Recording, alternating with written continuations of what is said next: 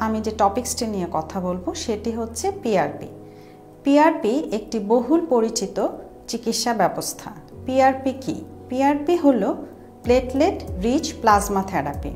আমরা রোগীর ব্লাডটিকে একটি বিশেষ প্রক্রিয়ায় মেশিনের মাধ্যমে পিআরপিটি তৈরি করে থাকি।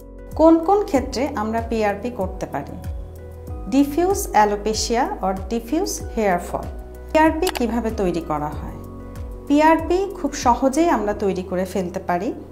পেশেন্টের যে ইন্ডিকেশনের জন্য আমরা পিআরপি ব্যবহার করব সেটা বুঝে সেই পরিমাণ মতো আমরা ব্লাড কালেক্ট করে এটি আমরা একটি সেন্ট্রিফিউজ মেশিনে নিয়ে এই ব্লাড সেল এবং প্লাজমাটাকে আলাদা করে ফেলি। এই যে প্লাজমাটা তৈরি হয়, এই প্লাজমাটাই আসলে মেইনলি আমরা পিআরপি হিসেবে ব্যবহার করি। এটি আমরা এই প্লাজমাটি নিয়ে আমরা ইনজেকশনের মাধ্যমে তখন ওই যে নির্দিষ্ট জায়গাটি আমরা ট্রিটমেন্ট করছি সেটিতে ইনজেকশনের মাধ্যমে দিয়ে দিই। এটিকে সেন্ট্রিফিউজ করার পর যে প্লাজমা পোর্শনটি পাচ্ছি আমরা, এই প্লাজমা পোর্শনটিতে 7 ধরনের গ্রোথ ফ্যাক্টর থাকে। এই গ্রোথ ফ্যাক্টরগুলো প্লেটলেটের মধ্যে লাগানো থাকে।